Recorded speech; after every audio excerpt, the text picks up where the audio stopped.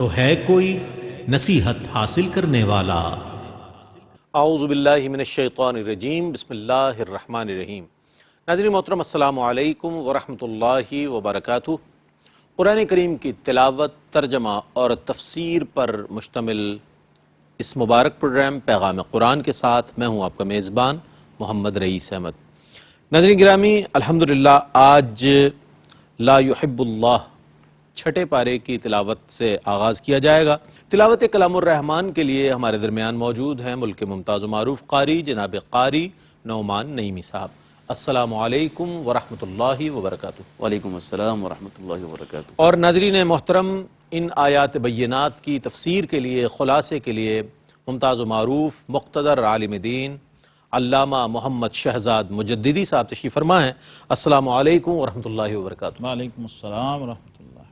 ماشاءاللہ ناظرین گرامی، تلاوت قرآن کریم، ترجمہ اور تفسیر پر مشتمل یہ پروگرام پیغام قرآن آپ دیکھ رہے ہیں، اور آئیے قرآن کریم کی تلاوت اور ترجمے سے اپنے قلوب و اذہان کو منور کرتے ہیں۔ تلاوت قرآن کریم کے لیے ہمارے درمیان موجود ہیں ملک ممتاز و معروف قاری جناب قاری نعمان نعیمی صاحب۔ بسم اللہ۔ اعوذ باللہ من الشیطان الرجیم، بسم اللہ الرحمن الرحیم۔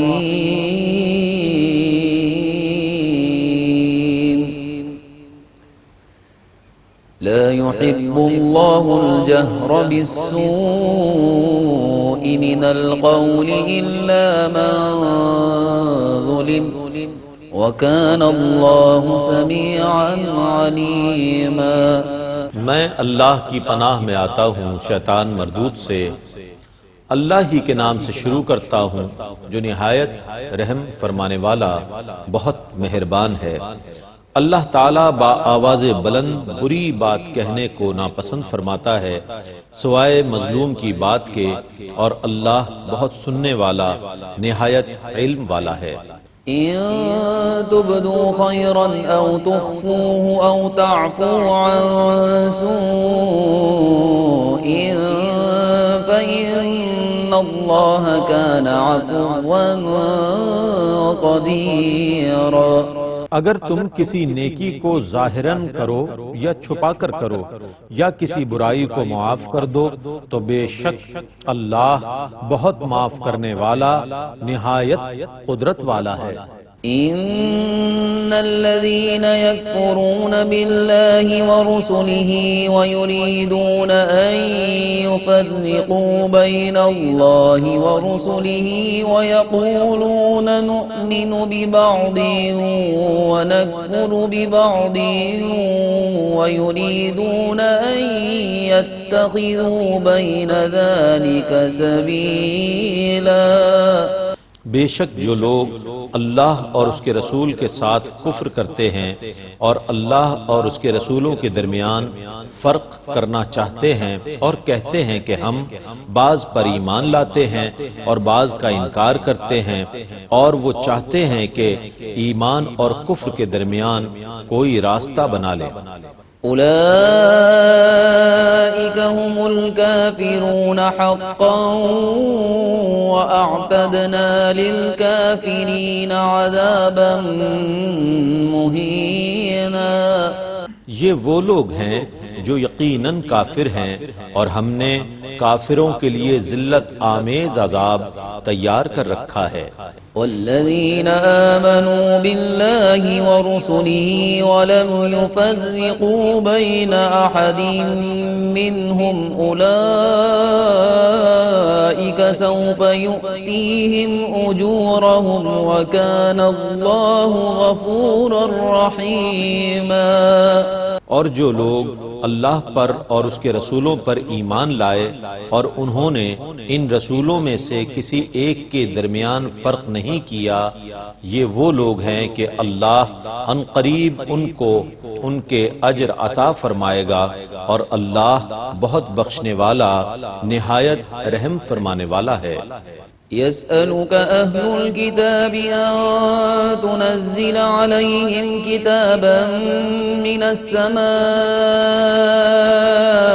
فقد سألوا موسى أكبر من ذلك فقالوا أرنا الله جهرة فأخذتهم الصاعقة بظلمهم ثم اتخذوا العجل من بعد ما جاءتهم البينات فعفونا عن ذلك وآتينا موسى سلطانا مبينا۔ اہل کتاب آپ سے یہ سوال کرتے ہیں کہ آپ ان پر آسمان سے کوئی کتاب نازل کر دیں، سو بے شک وہ موسیٰ سے اس سے بھی بڑا سوال کر چکے ہیں۔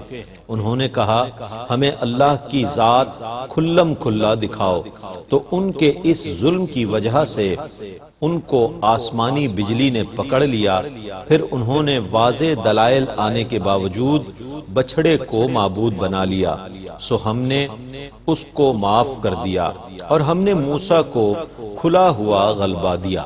ورفعنا فوقهم الطور بميثاقهم وقلنا لهم ادخلوا الباب سجدا وقلنا لهم لا تعدوا في السبت وأخذنا منهم ميثاقا غليظا۔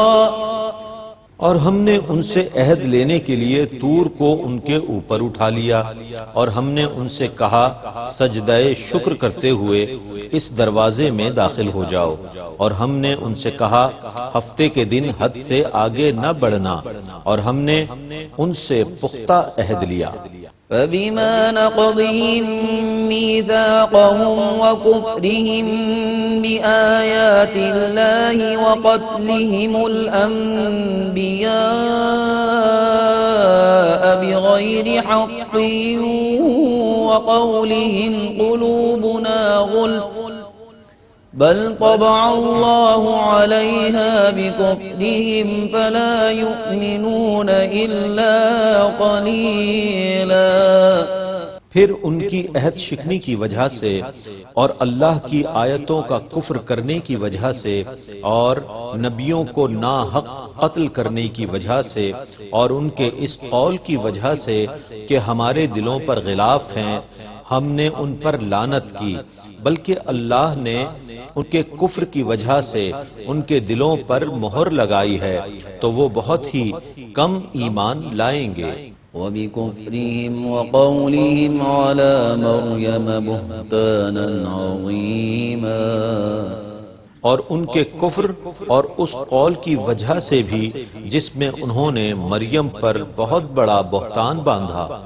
وقولهم إنا قتلنا المسيح عيسى ابن مريم رسول الله وما قتلوه وما صلبوه ولكن شبه لهم وإن الذين اختلفوا فيه لفي شك منه ما لهم به من علم إلا اتباع الظن وما قتلوه يقينا۔ اور ان کے اس قول کی وجہ سے کہ ہم نے مسیح عیسیٰ ابن مریم رسول اللہ کو قتل کر دیا، حالانکہ انہوں نے اس کو قتل نہیں کیا اور نہ ہی انہوں نے اس کو سولی دی، لیکن ان کے لیے کسی شخص کو عیسیٰ کا مشابہ بنا دیا گیا تھا، اور بے شک جنہوں نے اس کے معاملے میں اختلاف کیا وہ ضرور اس کے متعلق شک میں ہیں، انہیں اس کا بالکل یقین نہیں ہے، ہاں وہ اپنے گمان کے مطابق کہتے ہیں اور انہوں نے اس کو یقیناً قتل نہیں کیا۔ بل رفعه الله إليه وكان الله عزيزا حكيما۔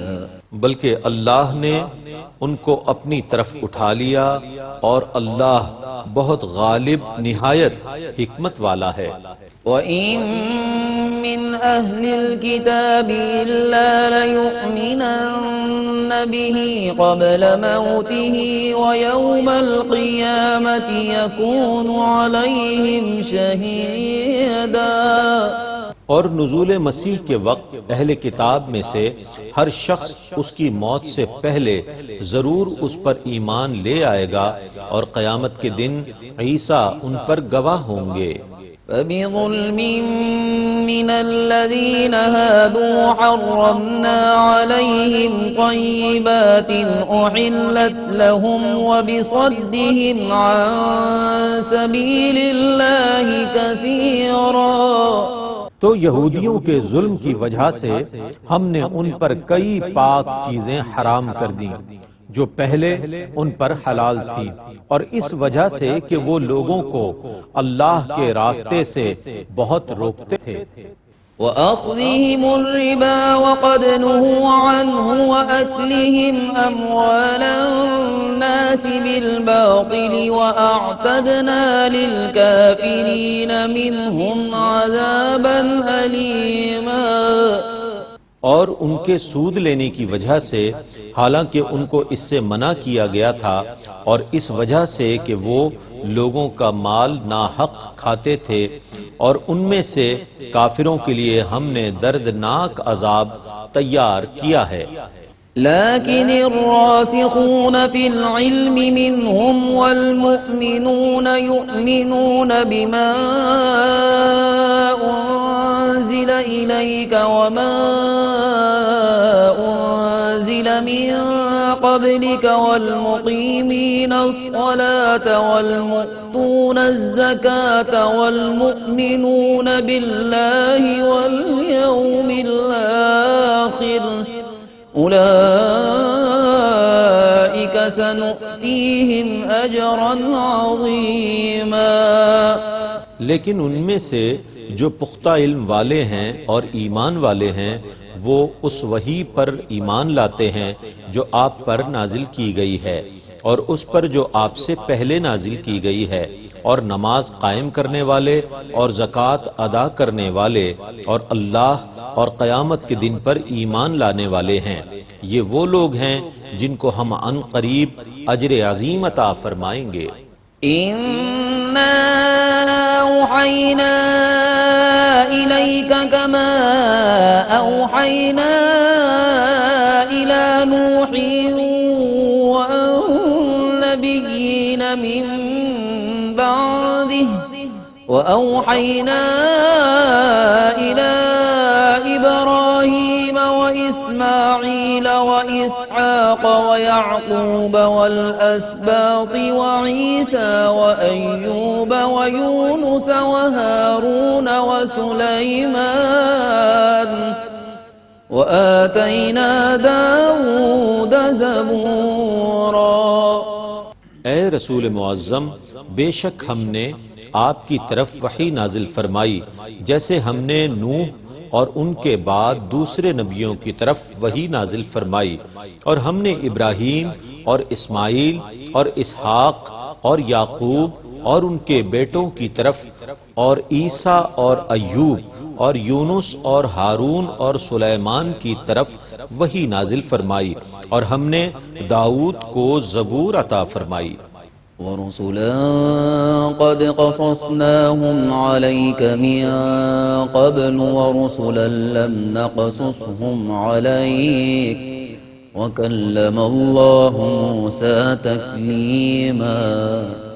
اور ہم نے ایسے رسول بھیجے جن کا قصہ ہم نے اس سے پہلے آپ کو بیان فرمایا، اور ہم نے ایسے رسول بھی بھیجے جن کا قصہ ہم نے آپ سے ابھی تک بیان نہیں کیا، اور اللہ نے موسیٰ سے بلا واسطہ بکثرت کلام فرمایا۔ رسلا مبشرين ومنذرين لئلا يكون للناس على الله حجة بعد الرسل وكان الله عزيزا حكيما۔ اور ہم نے خوشخبری دینے والے اور ڈرانے والے رسول بھیجے تاکہ رسولوں کے بعد لوگوں کے لیے اللہ پر کوئی حجت نہ رہے، اور اللہ بہت غالب بڑی حکمت والا ہے۔ لكن الله يشهد بما أنزل أرسل إليك أنزله بعلمه والملائكة يشهدون وكفى بالله شهيدا. لیکن اللہ گواہی دیتا ہے کہ اس نے جو کچھ آپ کی طرف نازل فرمایا وہ اپنے علم کے ساتھ نازل فرمایا ہے، اور فرشتے بھی گواہی دیتے ہیں، اور اللہ کا گواہ ہونا کافی ہے۔ إن الذين كفروا وصدوا عن سبيل الله قد ضلوا ضلالا بعيدا. بے شک جن لوگوں نے کفر کیا اور لوگوں کو اللہ کے راستے سے روکا وہ گمراہ ہو گئے، وہ بہت دور کی گمراہی میں جا پڑے۔ إن الذين كفروا وظلموا لم يكن الله ليغفر لهم ولا ليهديهم طريقا. بے شک جن لوگوں نے کفر کیا اور ظلم کیا اللہ ان کو نہیں بخشے گا اور نہ انہیں آخرت میں کوئی راہ دکھائے گا۔ إلا طريق جهنم خالدين فيها أبدا وكان ذلك على الله يسيرا. ماں سوا دوزخ کے راستے کے جس میں وہ ہمیشہ ابد تک رہیں گے، اور یہ کام اللہ پر آسان ہے۔ يا أيها الناس قد جاءكم الرسول بالحق من ربكم فآمنوا خيرا لكم وإن تكفروا فإن لله ما في السماوات والأرض وكان الله عليما حكيما. اے لوگو، بے شک تمہارے پاس رسول معظم تمہارے رب کے پاس سے حق لے کر آ گیا، سو تم اپنی بہتری کے لیے ایمان لے آؤ، اور اگر تم کفر کرو تو اللہ ہی کی ملک میں ہے جو کچھ آسمانوں میں اور زمینوں میں ہے، اور اللہ بہت علم والا بڑی حکمت والا ہے۔ يا أهل الكتاب لا تغلوا في دينكم ولا تقولوا على الله إلا الحق إنما المسيح عيسى ابن مريم رسول الله وكلمته ألقاها إلى مريم وروح منه فآمنوا بالله ورسله ولا تقولوا ثلاثة انتهوا خيرا لكم إنما الله إله واحد سبحانه أن يكون له ولد له ما في السماوات وما في الأرض وكفى بالله وكيلا. اے اہل کتاب، تم اپنے دین میں حد سے تجاوز نہ کرو، اور اللہ کے متعلق حق کے سوا اور کچھ نہ کہو۔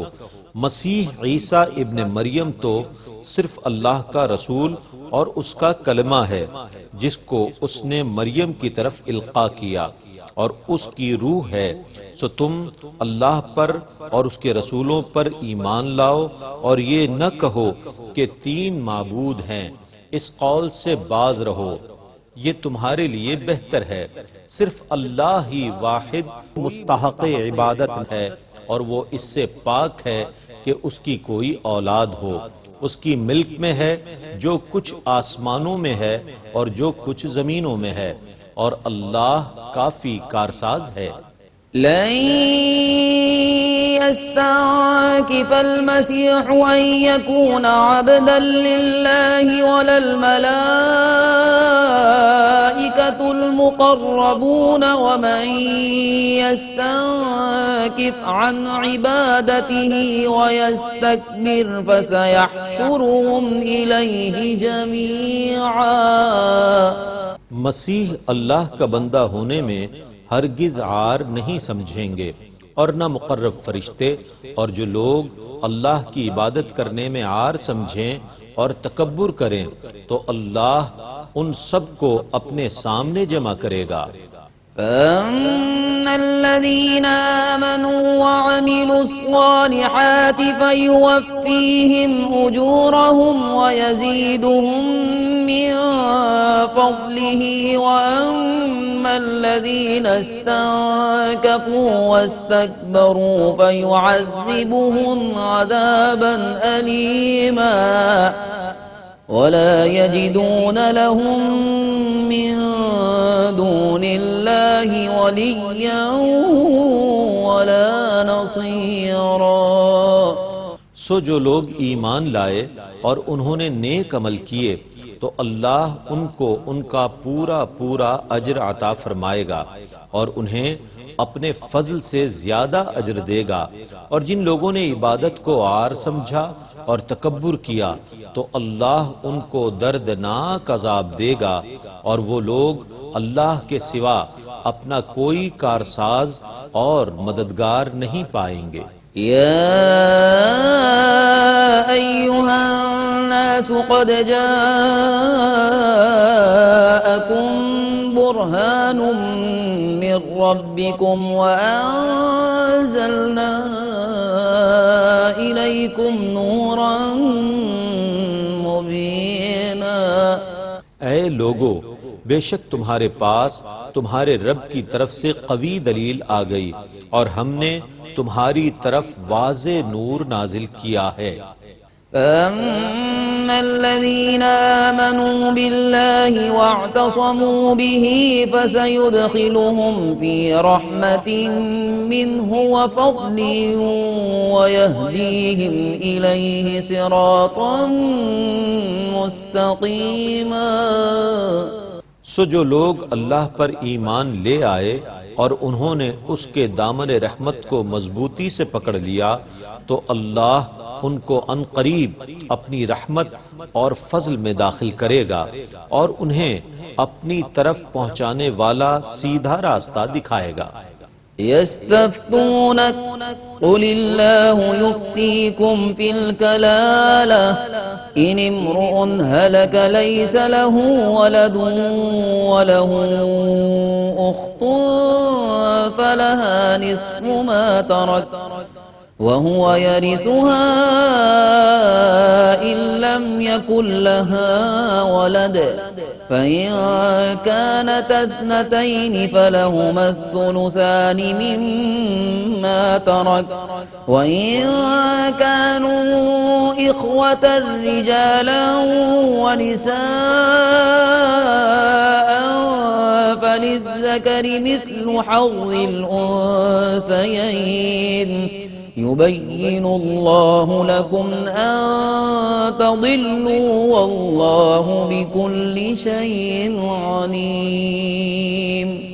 آپ سے حکم معلوم کرتے ہیں، آپ کہیے کہ اللہ تمہیں کلالہ کی میراث میں یہ حکم دیتا ہے کہ اگر کوئی شخص فوت ہو جائے جس کی نہ اولاد ہو نہ ماں باپ اور اس کی ایک حقیقی یا لاتی بہن ہو تو اس بہن کو اس کے ترکے کا نصف ملے گا اور وہ اپنی اس بہن کا وارث ہوگا۔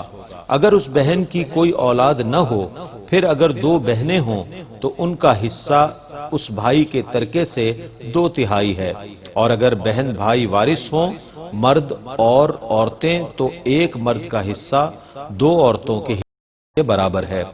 اللہ تمہارے لیے اپنے احکام وضاحت سے بیان فرماتا ہے تاکہ تم گمراہ نہ ہو جاؤ، اور اللہ ہر چیز کو خوب جاننے والا ہے۔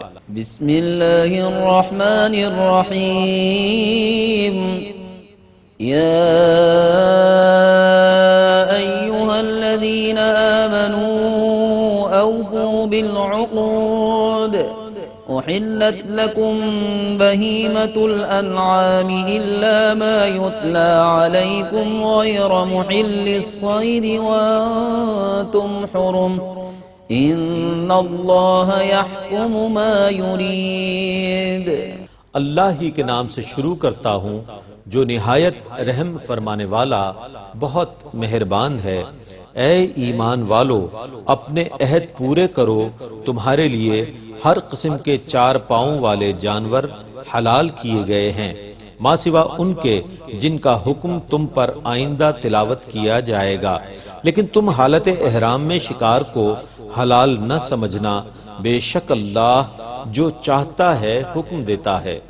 يا أيها الذين آمنوا لا تحلوا شعائر الله ولا الشهر الحرام ولا الهدي ولا القلائد ولا آمين البيت الحرام ولا الهدي ولا القلائد ولا آمين البيت الحرام يبتغون فضلا من ربهم ورضوانا وإذا حللتم فاصطادوا ولا يجرمنكم شنآن قوم أن صدوكم عن المسجد الحرام أن تعتدوا وتعاونوا على البر والتقوى ولا تعاونوا على الإثم والعدوان واتقوا الله ان اللہ شدید العقاب۔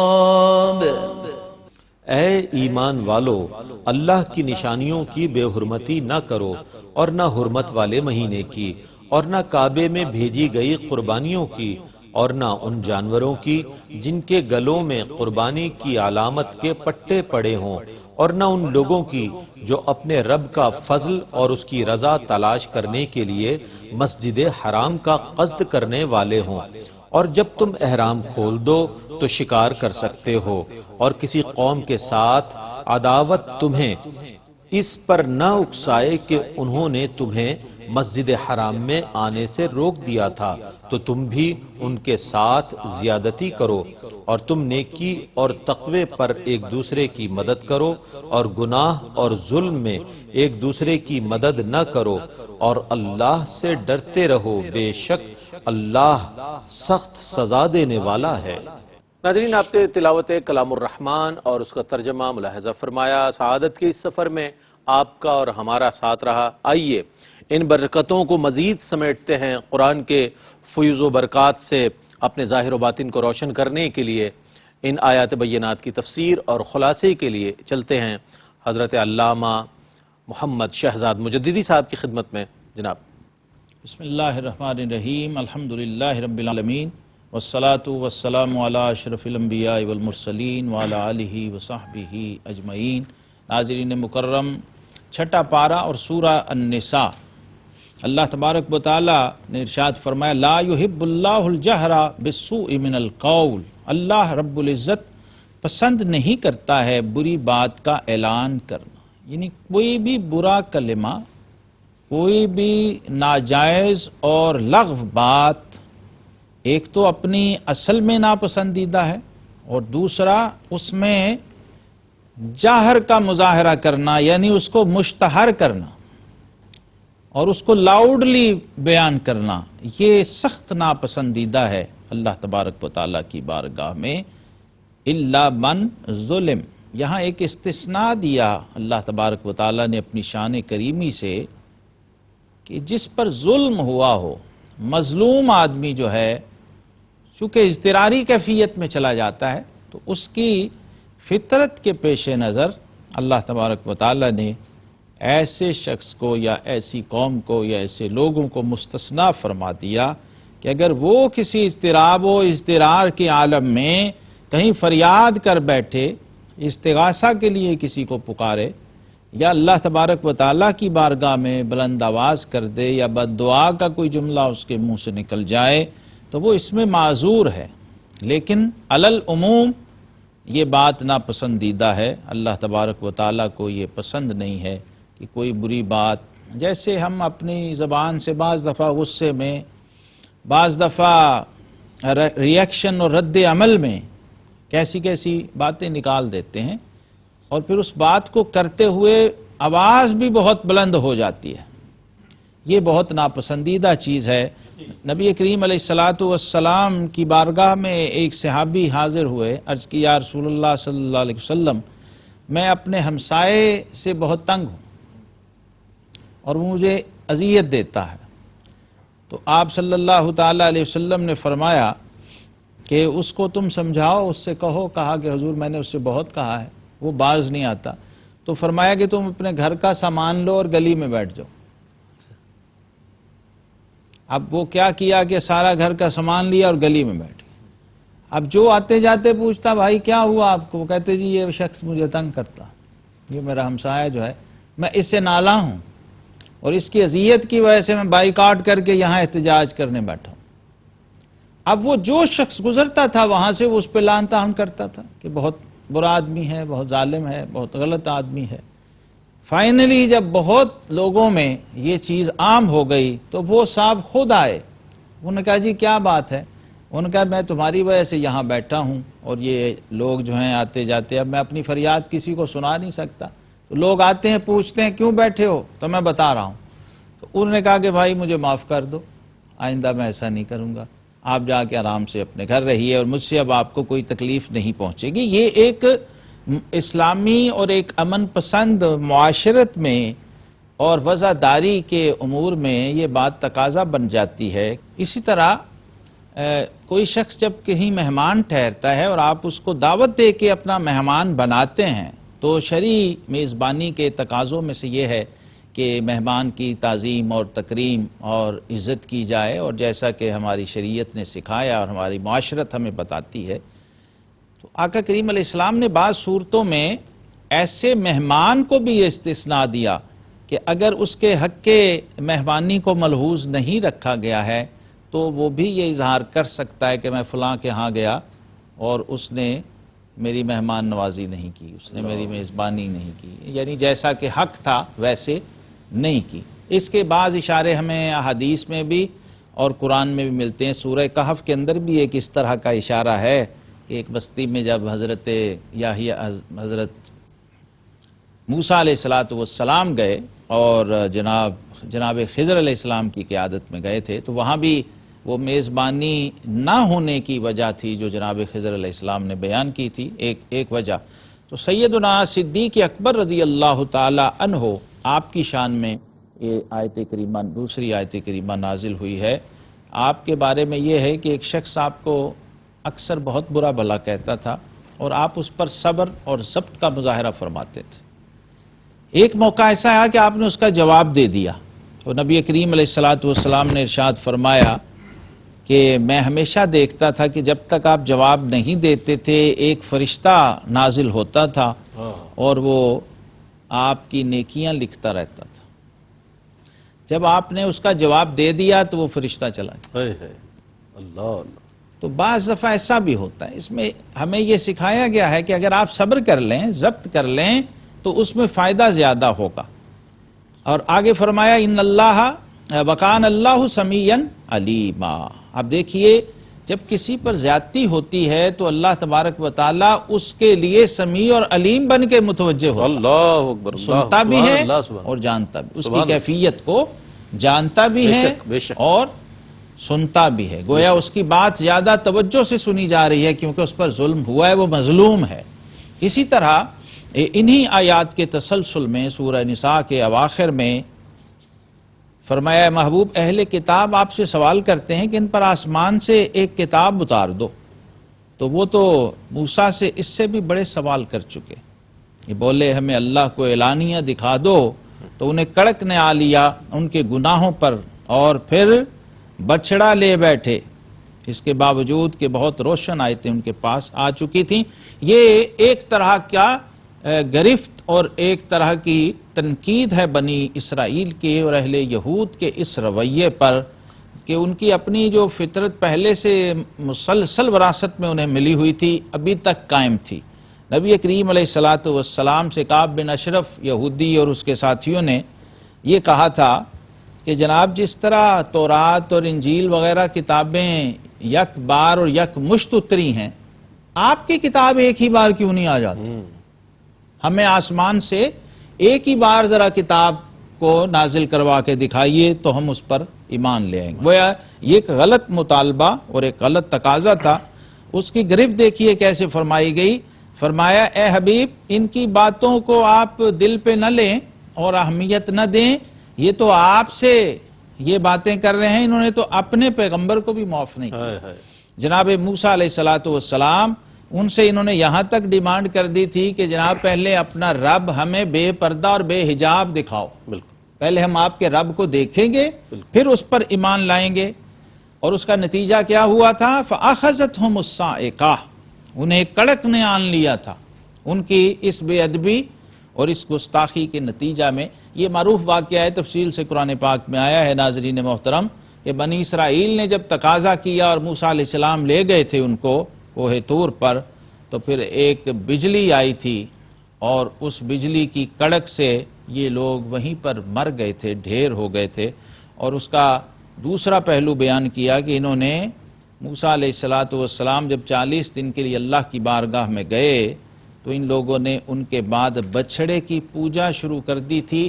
یہ بھی قرآن ہمیں بار بار متوجہ کرتا ہے کہ جو لوگ حق کو چھوڑ کے باطل کے پرستار بنتے ہیں تو ان پر دنیا ہی میں ایک عذاب تو یوں مسلط کیا جاتا ہے کہ گھٹیا ترین حالت میں وہ لوگ چلے جاتے ہیں اور ان کو ذلت اور رسوائی کا طوق نصیب ہوتا ہے کہ اگر احکم الحاکمین اور احسن الخالقین کو نہیں مانتے ہو، چلو پھر بچھڑے کے آگے جھک جاؤ۔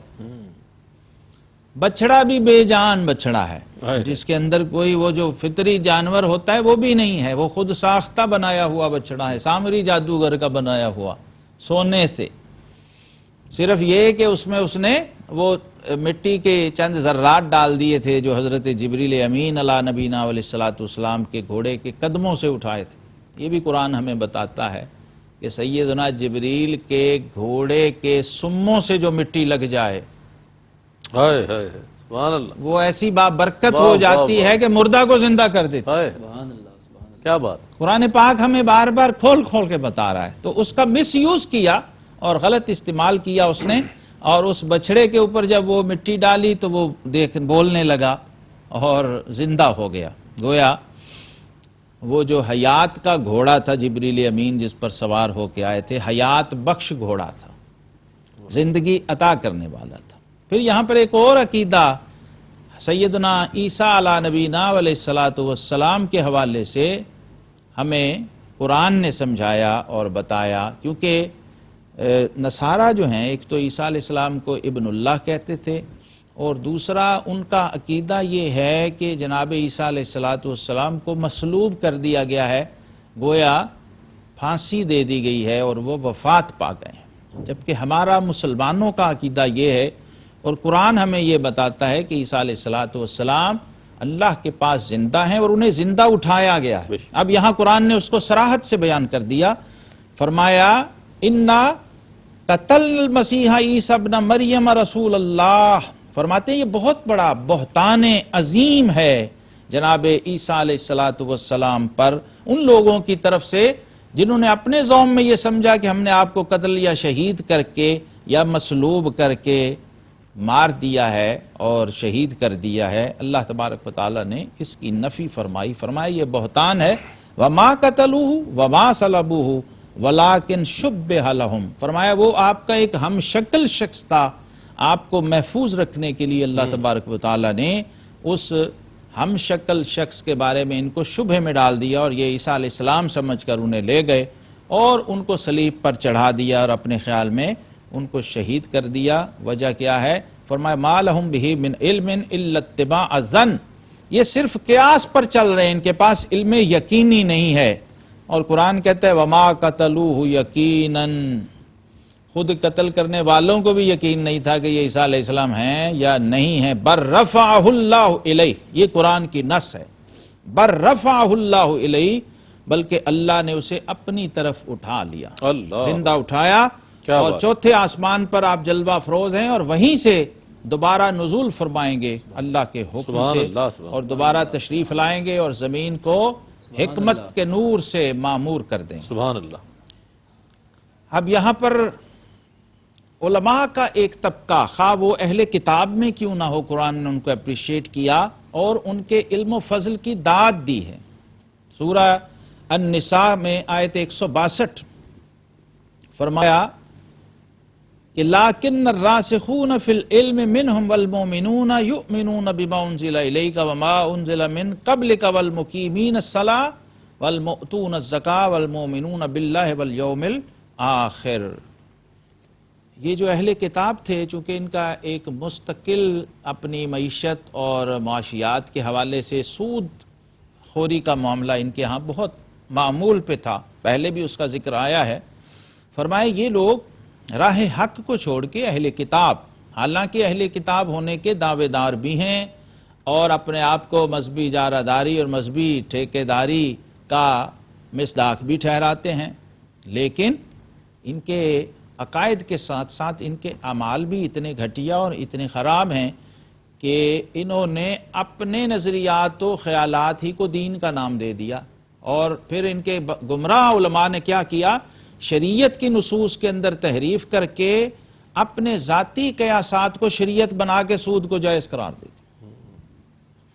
اور فرمایا دیکھیے قرآن کیا کہہ رہا ہے، سود کی سب سے بڑی خرابی کیا ہے، وَأَكْلِهِمْ أَمْوَالَ النَّاسِ بِالْبَاطِلِ، لوگوں کا مال ناحق طریقے سے کھانا، یہ ان کا معمول تھا۔ لیکن فرمایا ان میں جو علم میں پکے ہیں، راسخون فی العلم، یعنی جس کا علم صرف دماغ میں نہیں اترتا، اس کا علم دل میں اتر چکا ہوتا۔ حضرت رومی فرماتے ہیں علم را بر دل زنی یارے بود، علم را بر تن زنی مارے بود۔ فرمایا علم اگر تیرے دل میں اتر گیا تو تیرا دوست، تیرا محافظ، تیرا ساتھی، تیرا مددگار ہے، اور اگر علم تیرے ظاہر تک، تیرے جسم تک، تیرے تن تک محدود رہا تو پھر وہ زہریلا سانپ ہے۔ اب ان میں استثناء فرمایا ان لوگوں کا جو راسخ فی العلم تھے، جنہیں علم کی روح نصیب تھی، علم کی حقیقت نصیب تھی۔ اور علم کیا ہے ناظرین محترم، انما یخشی اللہ من عبادہ العلماء، جو بندے کے اندر اللہ کا خوف پیدا کرتا ہے۔ قرآن نے کہا علماء ہوتے ہی وہ ہیں کیا بات، جو اللہ سے سب سے بڑھ کے ڈر، بے شک بے شک، خشوع اور خشیت۔ اور جملہ تفاسیر اس آیت کی تفسیر میں اس امت میں جتنی لکھی گئی، ہر مفسر نے لکھا کہ لیس بعالم من لم یخش اللہ، جس میں اللہ کی خشیت نہیں ہے وہ عالم نہیں ہے۔ تو علم محض ڈگریوں کا نام اور جبہ و دستار کا نام نہیں ہے، بلکہ علم اللہ کے خوف اور تعلق کا نام ہے۔ اب جن میں تھا حضرت عبداللہ بن سلام رضی اللہ تعالی عنہ جیسے لوگ، خواہ وہ اہل کتاب ہی میں تھے، انہوں نے حق کو مانا بھی اور پھر حق کا دفاع بھی کیا۔ حضرت عبداللہ بن سلام رضی اللہ تعالی بڑی جلیل القدر ہستی، بڑے جلیل القدر صحابی، ان کا یہاں پر ذکر آیا۔ اور پھر اسی سورہ نساء کے آخر میں وَكَلَّمَ اللَّهُ مُوسَىٰ تکلیمہ کہہ کے جناب موسیٰ علیہ السلام کی شان کلیمی کو بھی بیان کیا گیا ہے۔ یہاں پر میں علم کلام کے حوالے سے ایک خاص بات عرض کر دوں آخر میں، کہ اللہ کا کلام کرنا اور موسیٰ علیہ السلام کا کلام سننا، یہ یاد رکھیے، اللہ تبارک و تعالی کی ذات گرامی جب کلام فرماتی ہیں تو کلام صوت سے، حرف سے پاک ہوتا ہے۔ حرف و صوت سے پاک ہوتا ہے، کیونکہ اللہ خالق ہے، مخلوق نہیں ہے۔ حرف بھی مخلوق ہے، صوت بھی مخلوق ہے۔ اللہ تبارک و تعالی خالق ہے، اور وہ خالق مخلوق کا محتاج نہیں ہے کہیں بھی۔ وہ سمیع ہے لیکن سماعت کا محتاج نہیں ہے، سبحان اللہ، بصیر ہے لیکن بصارت کا محتاج نہیں ہے۔ وہ دیکھنے کے لیے اسے آنکھ نہیں چاہیے اور سننے کے لیے اسے کان نہیں چاہیے۔ تو موسیٰ علیہ السلام سے جو اللہ نے کلام فرمایا تھا، اس کی حقیقت پر بہت اہل علم نے اور عرفاء نے بہت کچھ کہا۔ وہ فرماتے ہیں وہ آپ کے کان نہیں، آپ کا قلب سن رہا تھا، اور اس کو سننے کے لیے جو کیپیسٹی درکار تھی اللہ نے وہ جناب کلیم میں رکھی ہوئی تھی۔ اور اس سے اگلا منظر پھر مرحلہ پھر دیکھنا ہے، اس کے لیے اس سے زیادہ کیپیسٹی چاہیے تھی۔ کیا بات، اس لیے اہل علم فرماتے ہیں فراز طور پر وہ بے نقاب کیوں ہوتے، فراز طور پر وہ بے نقاب کیوں ہوتے کہ آشنا کی تجلی تھی آشنا کے لیے، اور اسی سورہ مبارکہ کے آخر میں ناظرین محترم حضور صلی اللہ علیہ وسلم کا برہان مبین ہونا قرآن نے بیان کیا۔ قد جاءکم برہان من ربکم وانزلنا الیکم نورا مبینا۔ اے لوگو، ہمارے حبیب اپنے حق ہونے کے لیے کسی اور اضافی دلیل کے محتاج نہیں ہیں، آپ خود ہی ہمارے وجود کی برہان تامہ۔ سبحان اللہ۔ آقا کریم علیہ السلام چلتا پھرتا معجزہ ہیں اور برہان ہیں ذات باری تعالیٰ کی، یعنی کائنات کا سب سے بڑا دعویٰ ہے لا الہ الا اللہ، اور اس کی ایک ہی واحد یکتا بے مثل اور بے مثال دلیل ہے محمد الرسول اللہ صلی اللہ وآخر دعوانا ان الحمدللہ رب العالمین۔ ماشاءاللہ، سبحان اللہ، سبحان اللہ، جزاک اللہ۔ ناظرین محترم، بڑی ایمان افروز تفسیر، دیکھیں تفسیر قرآن بھی جاری ہے اور مدح صاحب قرآن بھی جاری ہے۔ کل تک کے لیے اپنے میزبان محمد رئیس احمد کو اجازت دیجیے۔ اللہ حافظ۔ تو ہے کوئی نصیحت حاصل کرنے والا